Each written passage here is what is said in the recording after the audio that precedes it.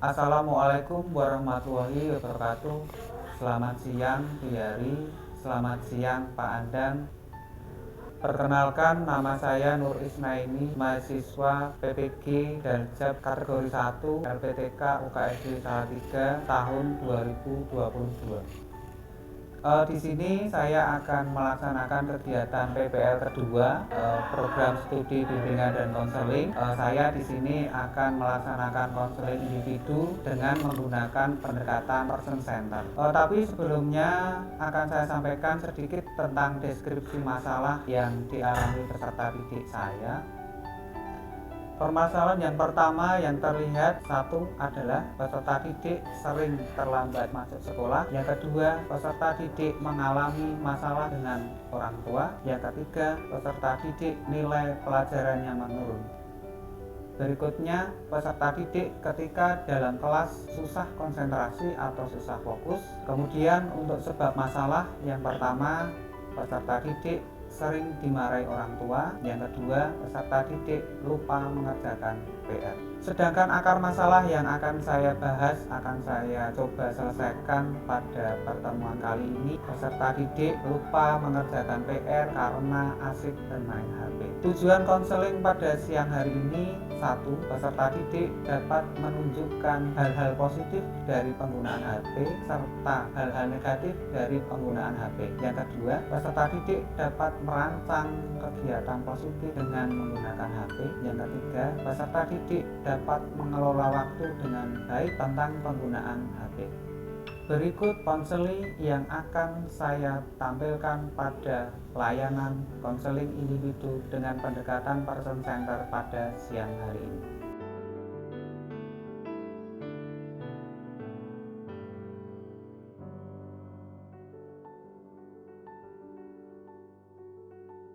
Assalamualaikum. Waalaikumsalam, silakan. Silakan duduk. Selamat siang Mbak Anggi. Siang Pak. Mbak Anggi datang ke sini tumben, mungkin ada sesuatu yang ingin diungkapkan atau disampaikan kepada Pak Guru. Sebenarnya saya lagi menjelaskan sesuatu Pak. Sebelumnya Pak Guru tanya, kegiatanmu di rumah selain belajar, main sama temennya, itu ada kegiatan apa lagi Mbak? Latihan rebana. Kalau boleh tahu, latihan rebananya itu setiap hari apa? Setiap hari Kamis sama Sabtu. Setiap hari Kamis dan Sabtu. Jamnya, jam latihannya jam berapa? Jam 6 sampai jam 9 malam. Berarti Mbak Anggi termasuk anak yang aktif dalam bermasyarakat, salah satunya mengikuti kegiatan rebana. Pak Guru tanya dulu, kegiatan rebana itu menurut Mbak Anggi itu mengganggu pelajaran tidak? Sebenarnya iya. Tetapi dari hasil analisis AKPD kemarin, ternyata ada beberapa hal, juga wawancara, juga pengamatan, itu ternyata ada beberapa hal selain dari kegiatan rebana tadi. Ada satu masalah, apa itu Mbak, yang paling mengganggu menurut Mbak Anggi? Keseringan bermain HP. Keseringan bermain HP. Kalau boleh tahu, Mbak Anggi itu bermain HP-nya itu kapan? Ketika di rumah, kalau boleh tahu kapan? Mau tidur, pulang Sudah sekolah, pulang sekolah, pulang ngaji. sebelum ke tahap selanjutnya, kalau saya pengen tahu aja, Mbak Anggi itu kan punya HP, Iya. punya HP. Kalau Pak Guru boleh tahu, HP itu kan ada dampak positifnya, juga ada dampak negatifnya. Kira-kira menurut Mbak Anggi, dampak positif bermanfaat menurut Mbak Anggi itu menggunakan HP itu manfaatnya buat apa ya? Mudah melakukan pembelajaran. Mudah melakukan pembelajaran. Terus apa lagi? Banyak teman juga. Banyak teman. Banyak teman itu misalnya Mbak Anggi punya media sosial ya berarti ya. Contohnya apa Mbak yang Mbak Anggi punya? TikTok, Instagram, Facebook, WhatsApp. WA. Dari beberapa media sosial tadi kan positif ya Mbak? Positifnya tadi apa? Bisa diulangi? Banyak teman, mudah melakukan pembelajaran, sama mudah komunikasi juga. Bisa mudah komunikasi. Itu yang positif ya Mbak? Berarti untuk pengembangan diri Mbak Anggi itu baik. Selain dampak positif, kan tadi disebutkan di awal ada dampak negatif. Mungkin Mbak Anggi tahu dampak negatif penggunaan HP? Boros kuota, mengganggu perkembangan, radiasi, sama individualis. Yang pertama tadi apa Mbak? Boros kuota. Boros kuota ini jelas akan mengganggu keuangan keluarga. Pertama, kalau kamu keseringan beli pulsa, nanti uang jajannya kurang tau Mbak? Ya, itu berarti. Yang kedua tadi apa? Bisa mengganggu perkembangan Kemudian yang ketiga tadi radiasi. sama, ketika kalian Mbak Anggi melihat TV terlalu lama, nanti yang terdampak itu penglihatan. Usahakan setiap 2 jam sekali istirahat. Kemudian yang keempat tadi apa Mbak? Individualisme berarti kira-kira teman medsosmu kan banyak, kemudian banyak, followernya banyak. Tetapi ketika Mbak Anggi di dunia nyata, apakah teman Mbak Anggi itu sebanyak ketika di medsos? Tidak. Kalau teman-teman sekolah kelas 7 banyak.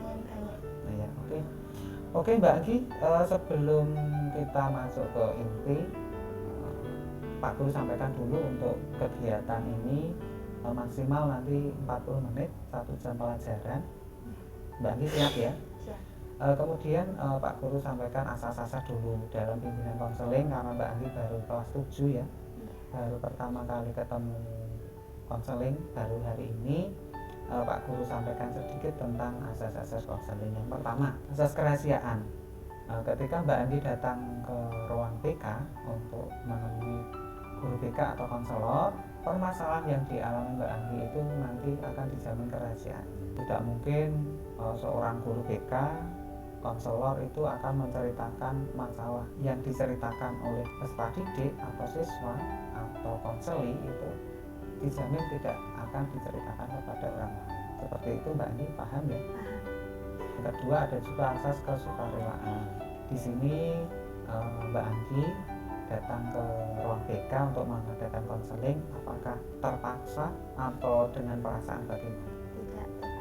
Tidak terpaksa ya, berarti kita lanjut yang asas yang ketiga, keterbukaan. Nah, asas yang ketiga, keterbukaan ini Mbak Anggi perlu tahu dalam menyelesaikan masalah itu peserta didik atau siswa atau konseling atau Mbak Anggi itu harus benar-benar terbuka terhadap permasalahan yang dihadapi. Jangan sampai ada yang ditutup-tutupi. Asas yang keempat yaitu kekinian. Artinya gini Mbak, ketika Mbak Anggi datang ke konselor atau guru BK pengen diselesaikan masalah yang dihadapi sekarang, bukan ketika masih SD. Gitu ya Mbak Anggi. Sekarang saya pengen tahu sebenarnya ada apa toh Mbak Anggi itu, ada masalah apa toh, mungkin bisa cerita dulu, silakan Mbak. Sering dimarahi orang tua. Biasanya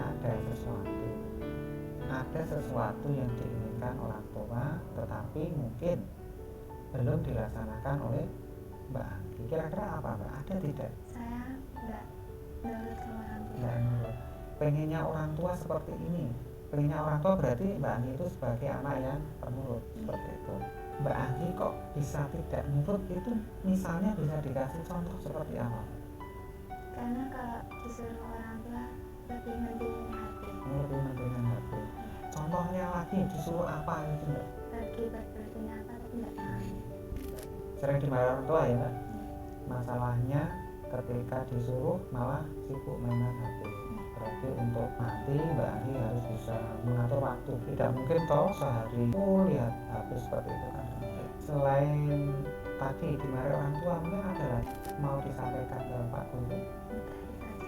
Ketika Mbak Anggi terlalu waktu dihabiskan untuk bermain HP, itu apakah tugas-tugas sekolah Mbak Anggi itu bisa terselesaikan tepat waktu? Tidak. Contohnya apa? Lupa membacakan PR dan sering lebih mentingin HP juga. Contohnya PR apa Mbak sering lupa? PR mata pelajaran apa? IPS. Kenapa kok sering lupa? Saya mengerjakannya nggak tepat. Sering IPS sering lupa ya? Berarti ini kan keterbukaan Mbak. Berarti permasalahan Mbak Anggi itu tadi sering dimarahi ketika di rumah. Yang kedua tadi lupa mengerjakan PR karena tadi terlalu sibuk HP. Berarti gini ya Mbak, tadi kan sudah ketemu metodenya toh. Berarti untuk saat ini Pak Guru pengen Mbak Anggi itu membuat semacam jadwal harian di mana jadwal itu mengatur penggunaan HP biar tidak terlalu lama, nanti tidak dimarahi orang tua lagi, tugas PR-nya dapat terlaksana dengan baik, tepat waktu. Oke, silahkan Mbak Anggi dituliskan jadwal kegiatan Mbak Anggi di rumah. Silahkan Mbak Anggi diorek-orek. Ngelawan. Yang kesannya banyak. Contohnya apa? Selain tadi ikut rebana tadi. Kuda lumping Ada. ada. Cukup ya Mbak? Oke, sudah cukup ya Mbak. Coba dibacakan untuk jadwal kegiatan Mbak Anggi ketika di rumah. Dibacakan. Kegiatanku di rumah Agak keras setelah sedikit. pulang sekolah. Sampai rumah jam 13.30. Makan siang jam 13.30 sampai 14.00. Tidur siang jam 14.00 sampai 15.00. Ngaji jam 15.00 sampai 17.00. Makan jam mandi jam 17.00 sampai 17.30. Sholat jam 17.30 sampai jam 18.00. Latihan rebana jam 18.00 sampai 21.00. Bermain HP jam 21.00 sampai jam 22.00 dan tidur jam 22.00. Baik, berarti jadwalnya Mbak Anggi kan sudah tersusun dengan rapi. Kalau seperti ini dilaksanakan dengan baik, kemudian dipatuhi, kemudian dilaksanakan benar-benar dilaksanakan sesuai dengan jadwal ini, harapan Mbak Anggi sendiri nanti bisa mengatur waktu menggunakan jadwal. Apakah Mbak Anggi sudah siap melaksanakan kegiatan sesuai dengan jadwal? Siap ya. Nanti Pak Guru pengen evaluasi setiap seminggu sekali, nanti Mbak Anggi kirim laporan ke saya atau nanti sebulan sekali, langsung bisa juga ke orang tua Mbak Anggi. Dari kegiatan ini masih ada yang ditanyakan tidak? Tadi kan baru 2, dimarahi orang tua sama lupa mengerjakan PR. Harapan saya ya tadi hubungan orang tua Mbak Anggi sama Anggi sudah baikkan kembali. Dan yang kedua, tidak lagi lupa mengerjakan PR. Dengan catatan Mbak Anggi bisa melaksanakan jadwal yang sudah dibuat dengan konsisten, dengan penuh tanggung jawab. Seperti itu ya Mbak Anggi. Oke Mbak Anggi, sebagai bahan saya kontrak tingkah laku agar nanti bisa mengecek konsistensi Mbak Anggi, maka Pak Guru harapkan Mbak Anggi untuk mengisi kontrak tingkah laku. Oke, silahkan Mbak. Berarti tadi kan sudah disepakati kalau Mbak Anggi akan mengerjakan PR sesuai dengan waktunya atau tepat waktu. Usaha saya dikatakan berhasil jika Bisa? dapat mengerjakan Oke, PR saya silakan ditulis. Apa Apabila penjelasan? saya berhasil melakukannya, saya akan mendapatkan jalan-jalan. Oke, lanjut.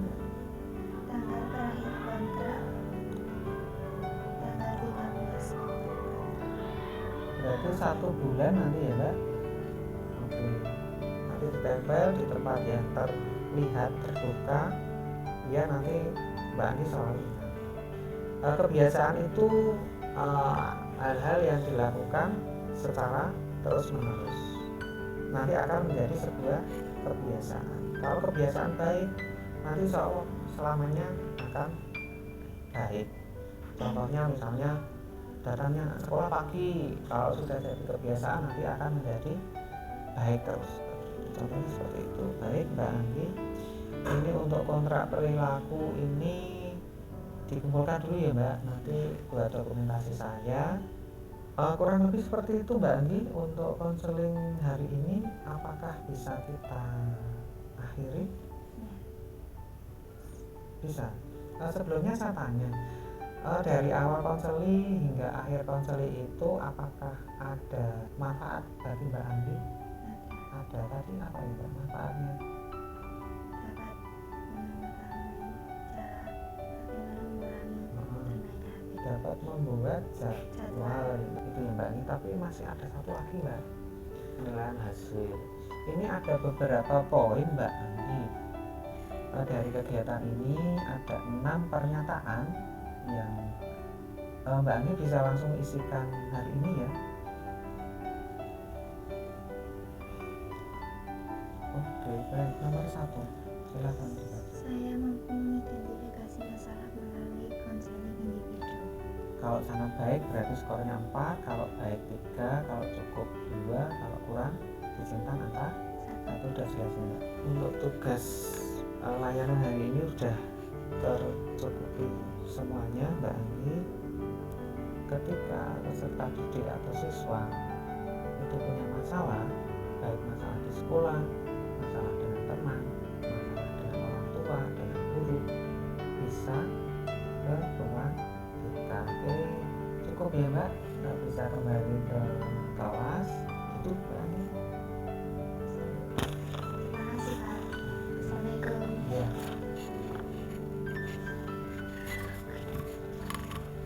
Demikian dari Pak Andang kegiatan PPL kedua saya, konseling individu dengan pendekatan person center dengan konseling ADP siswa atau peserta didik kelas 7A SMP Negeri 3 Getasan. Saya akhiri. Assalamualaikum warahmatullahi wabarakatuh.